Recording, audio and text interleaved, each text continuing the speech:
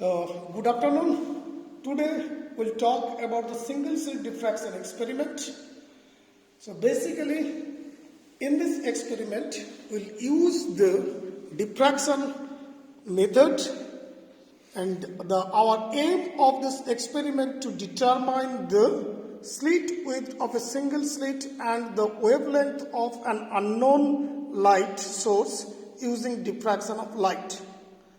So, before going to the details of the experiment, first I'll briefly mention what is diffraction and which diffraction we are going to use here. Then we'll slowly go to the procedure that how you can reach into the aim, means that how you can find out the single slit width and then this wavelength of an unknown light source by using the diffraction of light.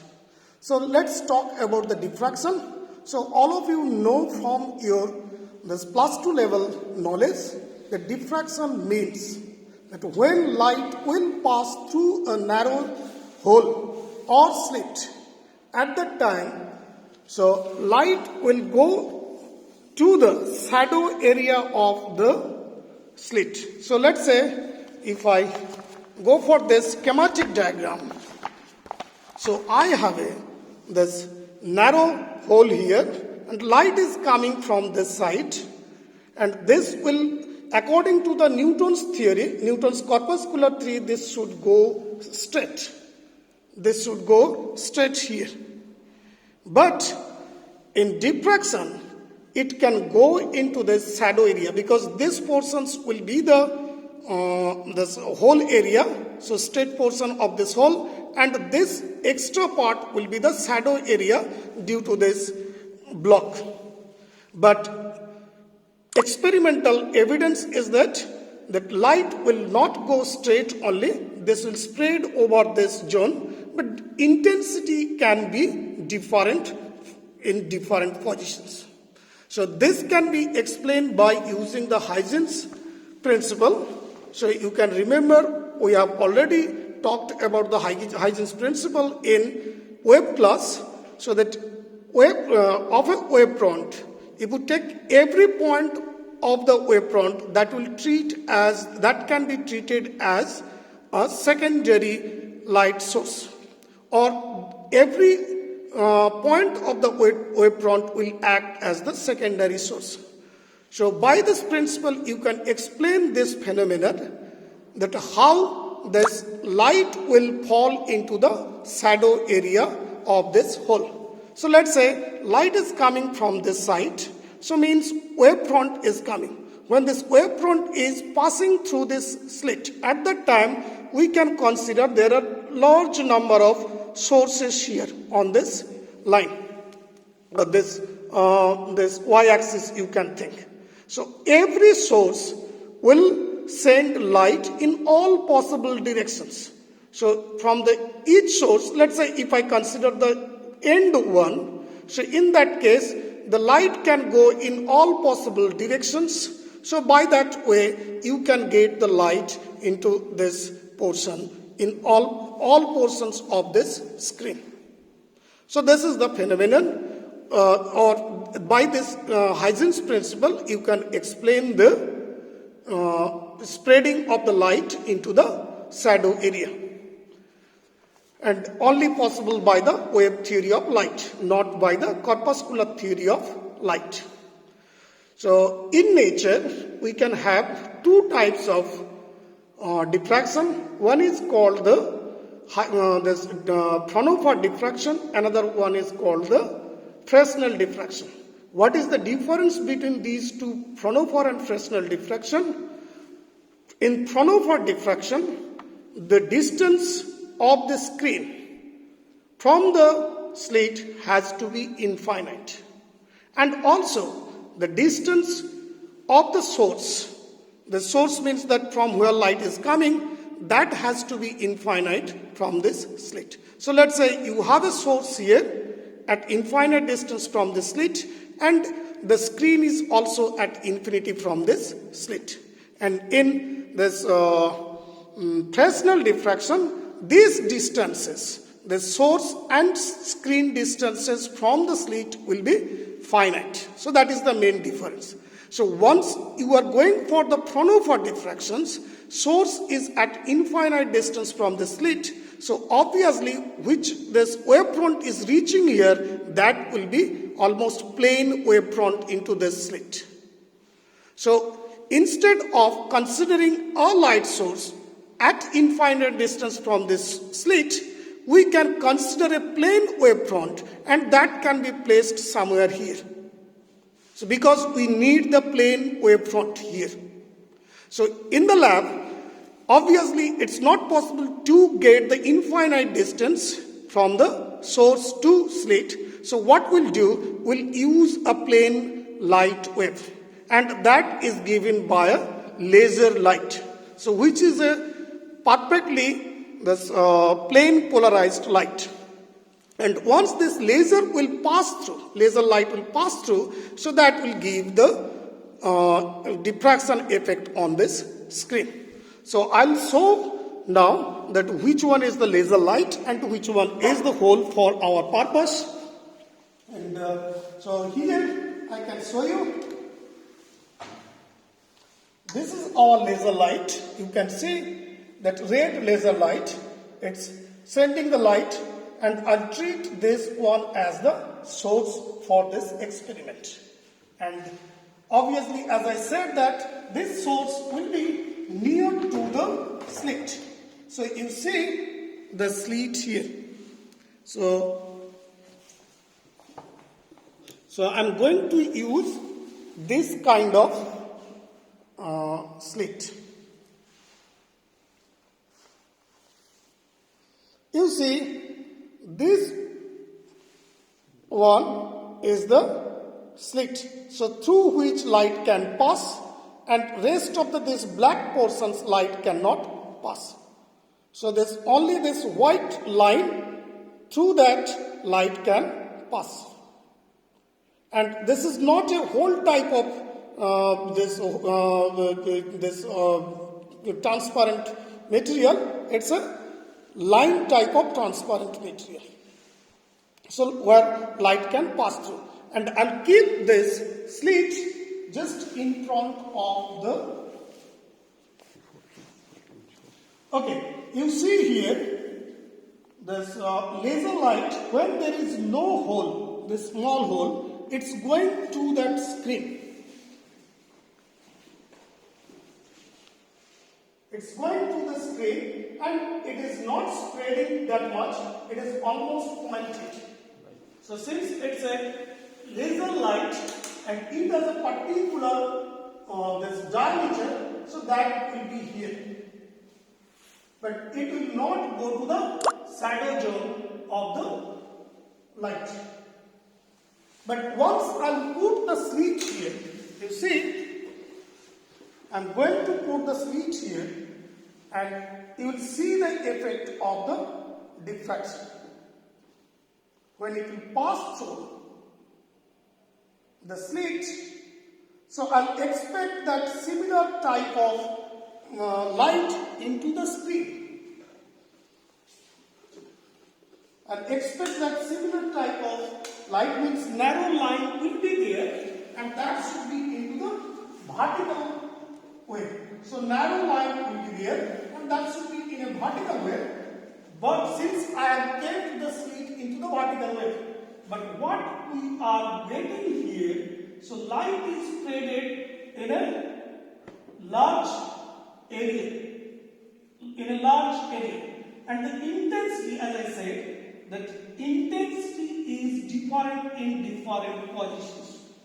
So somewhere it will be maximum, then there will be a minimum, and then again intensity will slowly increase, and there will be a minima, and again it will increase and minima, then maxima, minima, like this. Into this side also you will get the intensity with maxima and minima. And I think you all have started the interference in your class 2 level and also in our classes. So you have seen that in Young's double slit interference, the intensity of all the maximas was same. But in diffraction, intensities of the higher order maximas are reducing and it's going to be 0. Theoretically, it will go up to the infinity, but in experimental or observations, it will not go up to infinity because the intensity will be reduced and you cannot figure out those intensities. Okay, so this whole is the Fraunhofer diffraction, and we use this diffraction method to find out the width of the slit and also the wavelength of the light of the unknown light. Okay, so now go back to the procedure, that what procedure will follow for this, and then we'll slowly proceed that what calculations we have to do.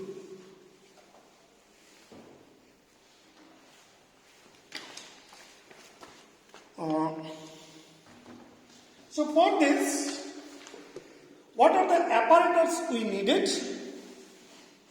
You see, there's the diode laser, then optical bench with slit holder and laser holder. So diode laser, I have already shown you that what is the laser, and optical bench, this one is the optical bench on which we'll keep this diode, this laser and the slit.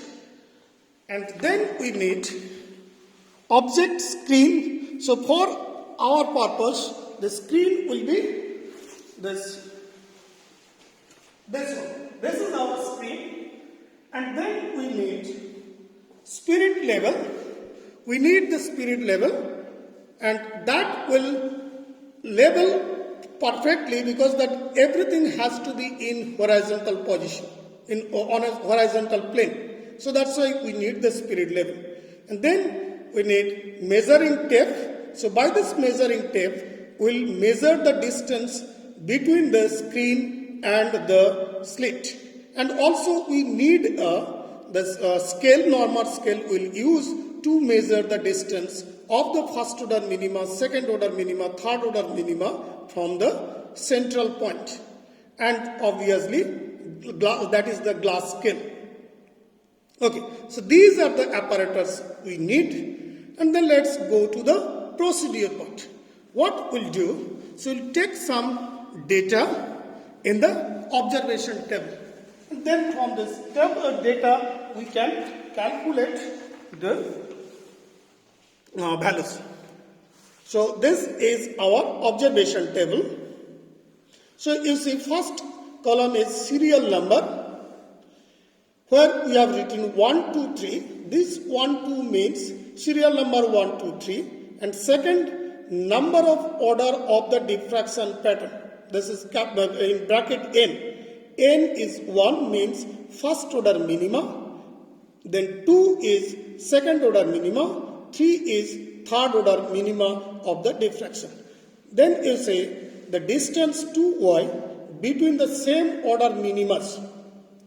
So we'll find out, as I said, that we have to find out the distance of the minimas from the center, but we don't know exactly which one is the center point. So what we'll do, so we'll find out the distance from the first order minima to the first order minima. So I can show you here what I am saying, this first order minima to first order minima. You can see the schematic diagram where I can show you, this is the center, let's say, of the slit, and that will go straight. So this will be the center point. And this is the first order minima, second order minima, third order minima, fourth order minima. Similarly, into this side, first order minima, second order minima, third order minima, and fourth order minima. So once I am saying that I am going to measure the distance between first order to first order minima, so means I am going to measure these distance. And in the second row, what I'll do, I'll measure the distance between these two second order minima. And then I'll measure the distance between these two third order minimas.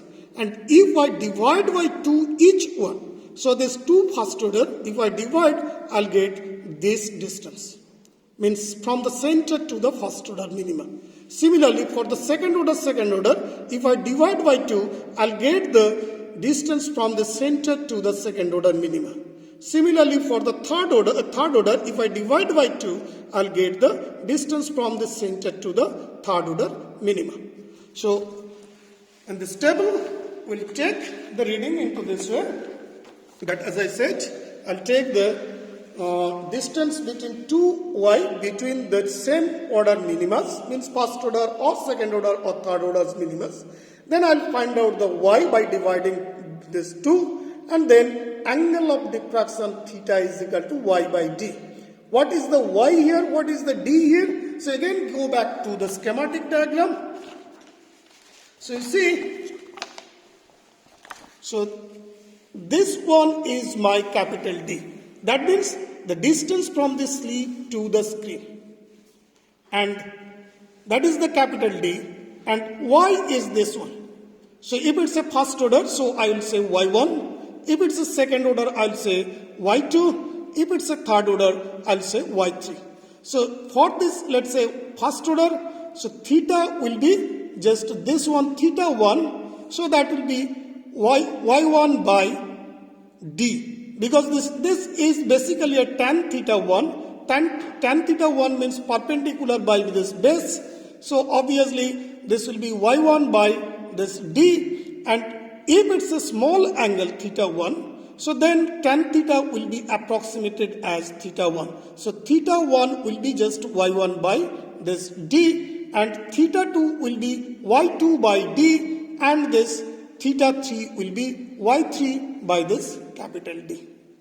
So we'll find out this thetas by this way, that y1, the theta is equal to y by d, and in this first row there will be theta 1, second row there will be theta 2, and third row there will be theta 3. And the slit width, the formula is d is equal to n lambda by theta. So what is this d? D is the slit width, and this n is the order of the minimas, and lambda is the wavelength used for this diffraction, and theta is the angle you have calculated. So n is 1 for this first row, and lambda if provided, then theta 1 you have calculated, you can find out the d. Similarly for the second row, n will be 2, lambda is provided, that will be same, and theta 2 you have calculated, you will get the d. And similarly for this third order, you will get the d. So but you see these d's basically the slit width. So that should not depend on the order of the minima. So they will come into the same range, and take the average of these 3d into this place. So this, if I say this is d1, d2, d3, so add these 3d's and divide by 3, you will get the average d of which is the slit width. So if you know the lambda of the wave, so which is used for this diffraction, and if you know the distance, so obviously that can be measured by the tape, then you can easily find out what will be the slit width of the single slit. And once this table will be over, we'll go to the second table, where what we'll do, by this knowing this d of the slit, we'll find out the wavelength of an unknown source. So at this time, what we'll do, we'll change the source, this laser light. So let's say we have this red laser light, we'll change by a green laser light. So in that case, we don't know what will be the wavelength of that green laser. And this d will be same, because we are not going to change this slit. What will be the changes into this case? That of this distance between two first order minima or two second order minima will be changed, because the lambda is changed. So obviously theta 1, theta 2, theta 3 will be changed, but this capital D is same again. So in the second table, what we can do, this time capital D is known, and then this first order, second order, third order minimas will be there, and from there we can measure the two y's and y and theta. So y will be different, but this capital D will be same. So you will get y1, this theta 1, theta 2, theta 3, and then you will get lambda is equal to small d theta by n. So d is known from this part, d is known from this part, and theta you have calculated, and n is known from this order. So you can get the lambdas here. So if you get the lambdas, and obviously lambda is for the same light source, so it will be almost same. And in the similar way, what we have done here, that d's are same, so you have taken the average value. So we will take also the average value of this lambdas here. So I'll add these three rows and divide by 3, so that will give you the average lambda. So by this procedure, you can find out the unknown wavelength of the unknown light source, and also the slit width of the slit if you know the wavelength of the light source. And so last, what I want to say, that how we are getting this theta is equal to y by d, or you can say this this d is equal to n lambda by theta. How we are getting this d is equal to n lambda by theta, or you can say lambda is equal to d theta by n. So just remember, since we have not taught this, but I am expecting that you have already learned it from your plus 2 level, that diffraction minimus conditions is d sine theta is equal to n lambda. D sine theta is equal to n lambda. So you can get it from this manual. This d sine theta is equal to n lambda. So d is the width of the single slit, sine theta is equal to n lambda. N can be 1, 2, 3 depending on which order minima you are talking. So sine theta will be n lambda by d, and if theta is equal to, if theta is very small, then we can say the sine theta as tan theta, and tan theta is small, so that will be y by d. So tan theta is y by d, and this sine theta can be written as this theta, so that will be n lambda by theta will give you the d. Okay. So now what we'll do, we'll take the data for you. So how to take the data, that you'll see now. And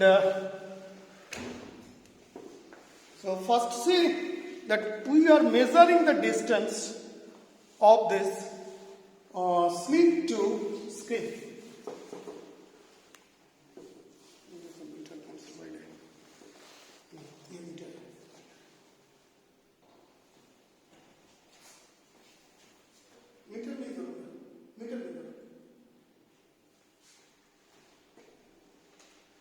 So length of this slit to screen is, you can see, this is my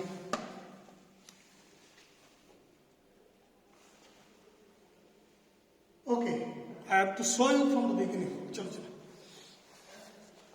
because if you see properly, this is 20, 30, 40, 50, 60, 70, 80, 90 and 1 meter. This one is the 1 meter. Then by this way, this will go, means 110, 120, 130, 140, 150, 160, 170, 80, 90 and 2 meter. So 2 meter, this 10, this 20, this 30, and then this will be 40, and this will be 50, and 50, 1, 2, 3, 4, 5, 6, you can, or let's say 5. So 55, so this is 2.55 meter, or you can say this is 255 centimeter. So our capital D is 255 centimeter. So we'll note down this one, and you remember, we'll note down in the copy, or when we send the data at that time, you'll see that this is 250 centimeter. Now next job, to find out the distance between two first order minimas or two second order minimas or two third order minimas.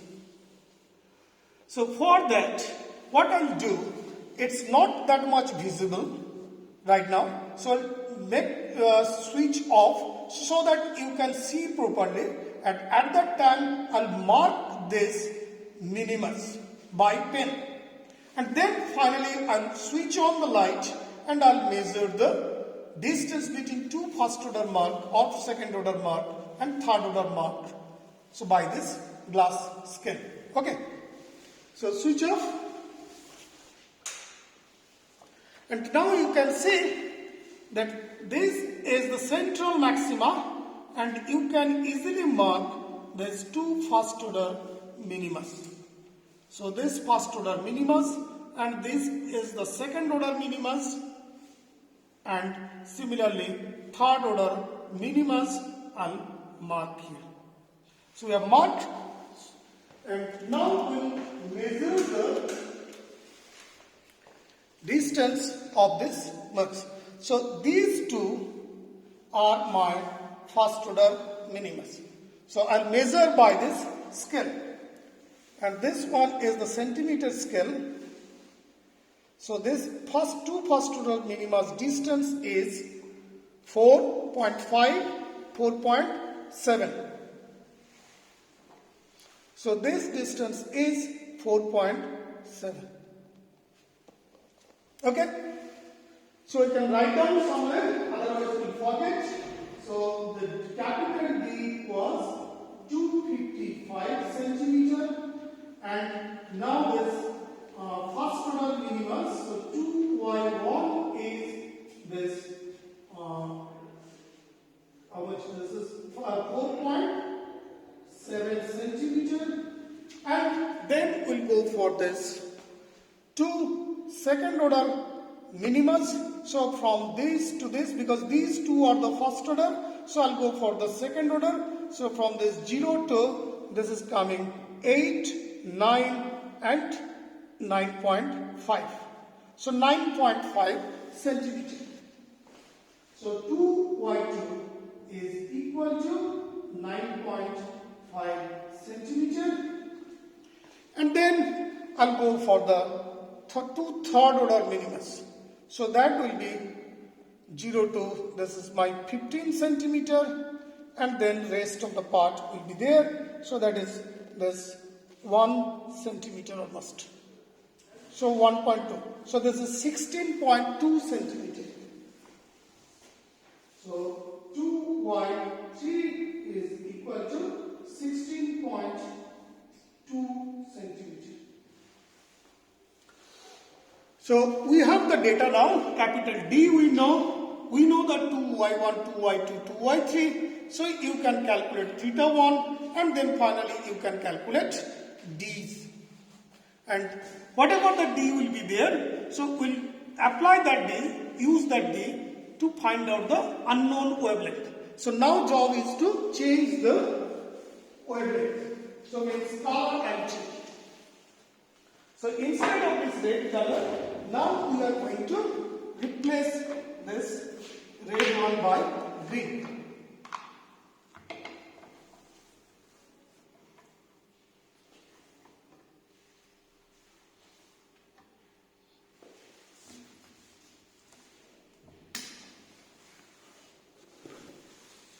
You now see how this is.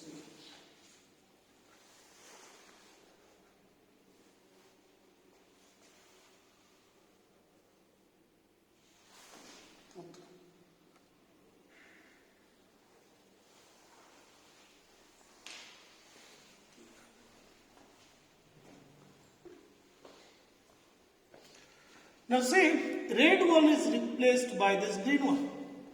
And you can see yourself the distance between two first order minimas and second order minimas, third order minimas now reduced. And intensity is also reduced because of the change of this lambda. So similar way, we'll do the same thing again, which will find out the distance between first order minima. So what we'll do, we'll mark the first order minimas and then second order minimas, and finally we'll go for the measurement in the light. So I've marked all these minimas. Now we can switch on and finally we'll read the data. So see, this one is the distance between first order minimas. So 3.9 is the first order minimas, distance between two first order minimas. So this will be 2y1 is equal to 3.9 centimeter, and then so this one is the second order minimus. So this distance will be from here to here, so that will be 7.1234. So not 3, 7.3. So 2y2 will be 7.3. 7.3. So this will be 7.3 centimeter, and then the final one is this one. This will be one side, another side will be this one. So this is 10.567. 10.7. So 2y3 is equal to 10.7 centimeter. So now you have all the data, and by the formula you can calculate lambda as well as d. Thank you.